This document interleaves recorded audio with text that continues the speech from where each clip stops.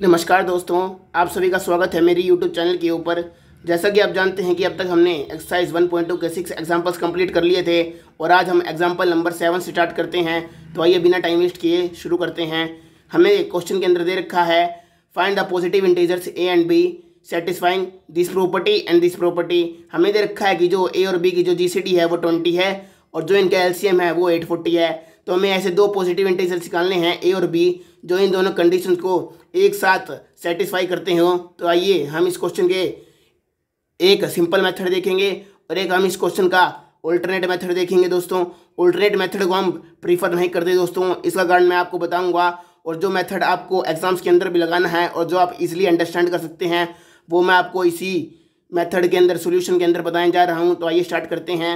हमने दे रखा है जो ए और बी की जीसीडी है वो 20 है, यानी दोस्तों क्लियरली जो 20 है वो ए को भी डिवाइड करेगा और 20 बी को भी डिवाइड करेगा।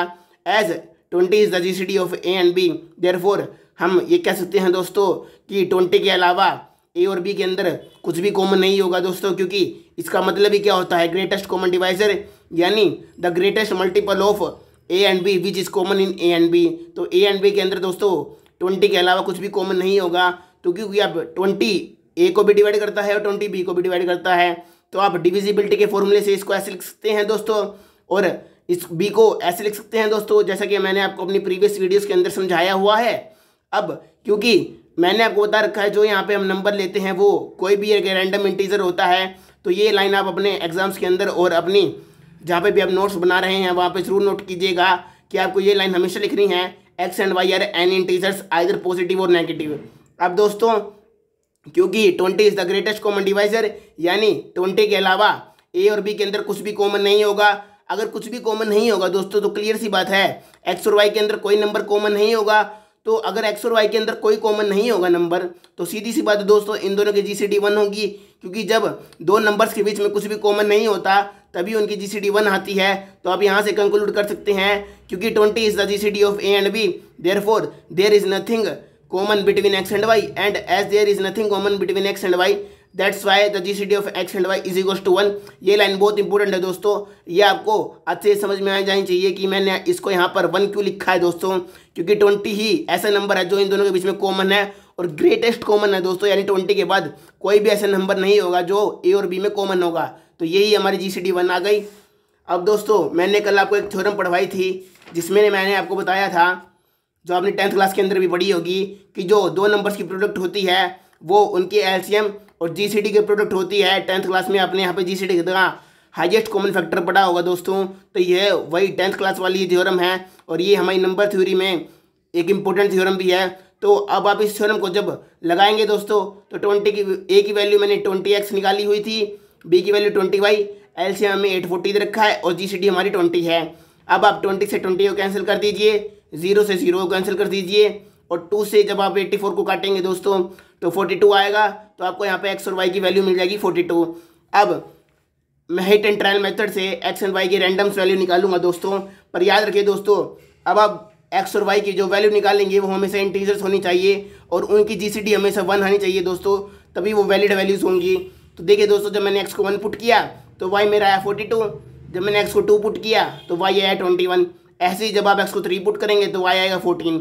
दोस्तों याद रखिए जब आप एक्स को 4 पुट करेंगे तो आप जब 4 से 42 को डिवाइड करेंगे दोस्तों तो क्लियर सी बात है दोस्तों वो हमारे इंटीजर नहीं आएगा, तो वाई की कोई इंटीजर वैल्यू नहीं आएगी, इसलिए मैंने यहाँ पे एक्स को 4 कंसीडर नहीं किया।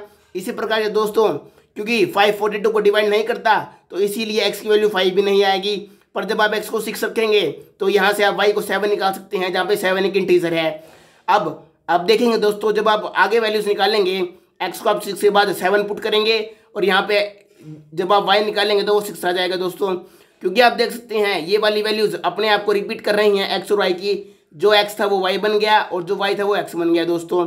तो क्लियर सी बात है दोस्तों हमें कोई और कॉम्बिनेशन नहीं मिलेंगे, जो ऊपर वाली 3 वैल्यूज थी वो भी आपस में रिपीट होके आएंगी दोस्तों, इनके अलावा कोई और ऐसी वैल्यू नहीं होगी जो इस कंडीशन को सेटिस्फाई करेंगी और इंटीजर्स होंगी। अब दोस्तों एक बात और याद रखिए, जो मैंने यहाँ पे एक्स और वाई की वैल्यू निकाली है उनकी जीसीडी हमेशा 1 आपको दिखाई देगी दोस्तों। देखिए इन दोनों की जीसीडी 1 है, यहाँ पे जीसीडी 1 है, यहाँ पे जीसीडी 1 है। अगर हमें कोई ऐसा कॉम्बिनेशन मिल जाता दोस्तों जहाँ पर हमारी जीसीडी 1 ना होकर कुछ और हो जाती तो हम उस कॉम्बिनेशन को नेगलेक्ट कर देते दोस्तों, क्योंकि जैसा कि मैंने आपको पीछे बताया है एक्स और वाई हमारे वो नंबर्स हैं जिनकी जीसीडी हमेशा 1 है, क्योंकि ये हमें कंडीशन दी हुई है कि 20 is the GCD of a and b, therefore x and y are must be 2 integers whose GCD is 1। अब यहाँ पे हर कॉम्बिनेशन के अंदर एक्स और वाई की जीसीडी 1 दिखाई दे रही है दोस्तों, तो हम इन सभी कॉम्बिनेशन को कंसीडर कर सकते हैं।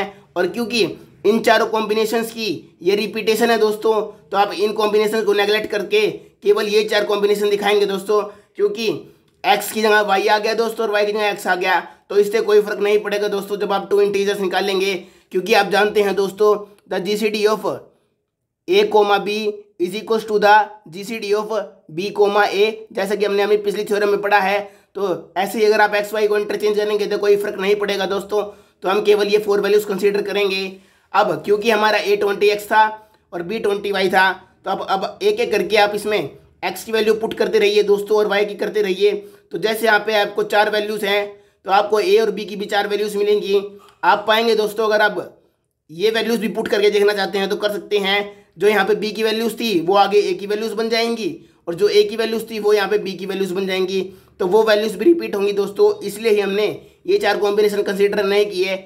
आप केवल इन 4 कॉम्बिनेशन को कंसिडर कीजिए, और जो ये आपकी पॉजिटिव इंटीजर्स की वैल्यू निकली है यही आपका आंसर है दोस्तों। This is your required integers which are positive. अब दोस्तों मैंने आपको अल्टरनेट मेथड के बारे में बताया था, उसको मैं समझा देता हूँ कि वो मेथड हम क्यों नहीं लगा रहे दोस्तों आप में से कई लोग क्वेश्चन को देखते ही ये दावा भी कर सकते हैं कि हमारे पास जब ये फॉर्मूला है तो हम इस डायरेक्ट मेथड इसको क्यों नहीं लगा रहे। मैं आपको अपने कहने का मतलब समझाता हूँ। मान लीजिए दोस्तों मैंने ए को 20x या ऐसा कुछ भी नहीं लिखा है, मान लीजिए मैंने ऐसा कुछ भी अभी फॉर्मूला नहीं लगाया है, तो अगर आप डायरेक्ट क्वेश्चन के स्टार्ट होते ही ये फॉर्मूला लगा दे तो क्या होगा, आप कह सकते हैं ए डॉट बी की वैल्यू ये आ गई which is the LCM and HCF की प्रोडक्ट। अब आप कह सकते हैं कि अगर हम जिस प्रकार यहाँ पे हिट एंड ट्रायल मेथड से एक्स और वाई की वैल्यू निकाल रहे थे, हम यहाँ पे डायरेक्ट ए और बी की वैल्यू ना निकाल लें जिससे क्वेश्चन छोटा हो जाए, पर दोस्तों ऐसा नहीं होगा। क्यों, वो मैं आपको समझा देता हूँ। देखिए दोस्तों, जब मैं ए को 1 रखूँगा तो मेरी बी की वैल्यू ये आएगी, जब मैं ए को 2 रखूँगा तो बी ये आएगा, ए को 3 रखूँगा बी ये आएगा, ऐसे करते करते आप चलते जाएंगे। पर दोस्तों आप ध्यान से देखिए, इनकी जीसीडी कभी भी 20 नहीं हो सकती, क्योंकि जब ए की वैल्यू ही 20 नहीं है तो उसकी जीसीडी किसी नंबर से 20 क्यों होगी, क्योंकि आप जानते हैं दोस्तों जीसीडी के लिए वो नंबर ए के अंदर कंटेंट होना चाहिए, ए के अंदर एक फैक्टर 20 का भी होना चाहिए, तभी उसकी जीसीडी किसी और के साथ 20 आ सकती है। तो यहाँ पर क्लियर सी बात है दोस्तों कि ए की वैल्यू 20 या 20 से बड़ी होनी चाहिए। तो एक सेकंड के लिए मैंने मान लिया कि आपने ये कंक्लूजन भी निकाल लिया, और अब आप कह रहे हैं अब तो क्वेश्चन ईजी हो जाएगा, हम 20 के मल्टीपल्स कंसीडर कर लेंगे और उनकी जीसीडी निकाल लेंगे। क्योंकि आप जानते हैं दोस्तों अगर ए की वैल्यू 30, 40, 50 कुछ भी हुई तो उसके अंदर 20 कंटेंट नहीं होगा, क्योंकि आप जानते हैं दोस्तों आप 30 को 20 इंटू कुछ भी नहीं लिख सकते हैं। तो यानी हम 20 के मल्टीपल्स के ऊपर अगर ए की वैल्यू को चेक करें और बी की वैल्यू निकाल लें तो आंसर क्या आएगा। तो यहाँ पर जब आप ए को 20 रखेंगे तो इस फॉर्मूले से बी की वैल्यू 840 आएगी, ए को 40 रखेंगे तो ऐसे 420 आएगी, और ऐसे ही करते करते आप 20 के मल्टीपल्स रखते जाएंगे तो आपकी बी वैल्यू निकलेगी दोस्तों। पर आप देखेंगे दोस्तों ये 3 वैल्यूज़ तो आपकी आंसर के अंदर थी, यहाँ पे भी देखिए दोस्तों 20, 40 और 60 वाली वैल्यू तो आपकी यहाँ पे भी थी, वो यहाँ पे भी मिल गई आपको।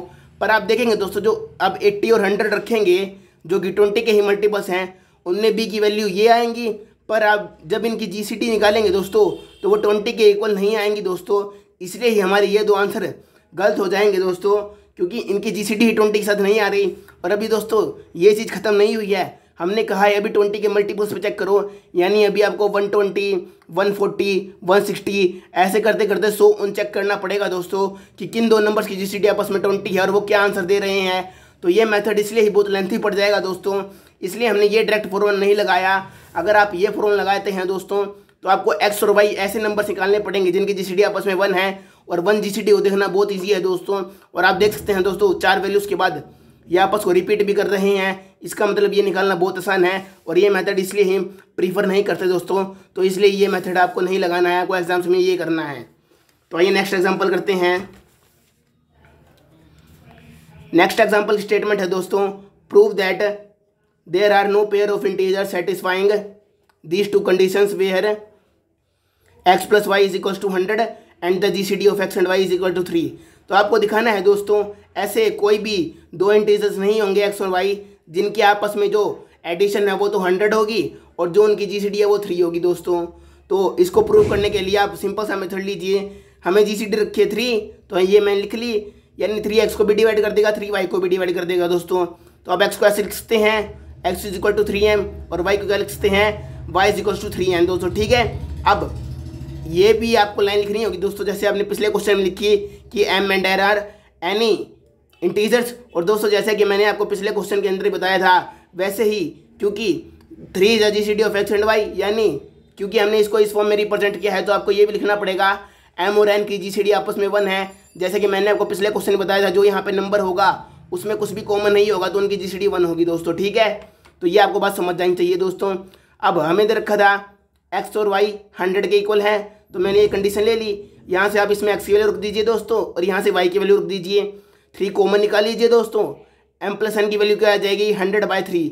अब दोस्तों आपको पता है जो 3 है वो 100 को डिवाइड नहीं करता ताकि हमें कोई इंटीजर वैल्यू मिल जाए। तो as we know 3 does not divide 100, therefore जो ये वाली साइड होगी दोस्तों वो एक इंटीजर नहीं बनेगी, क्योंकि 300 को डिवाइड देता ही नहीं तो इंटीजर कैसे आएगा। पर दोस्तों क्योंकि m एक इंटीजर है और n एक इंटीजर है तो हमारा m प्लस n भी एक इंटीजर होगा। तो देखिए दोस्तों ये वाली साइड तो है इंटीजर पर ये वाली साइड इंटीजर है नहीं, और यहाँ पे है इक्वल, तो ऐसा तो पॉसिबल हो ही नहीं सकता दोस्तों।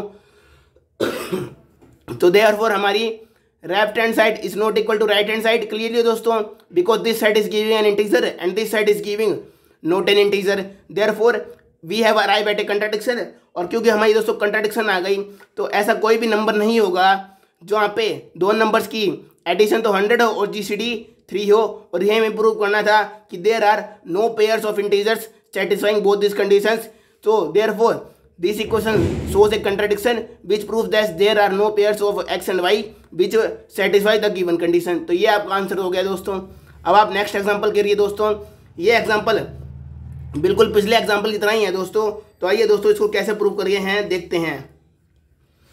Prove that there are infinitely many pairs of integer x and y satisfying x plus y is equals to 100 and the GCD of x and y are 10।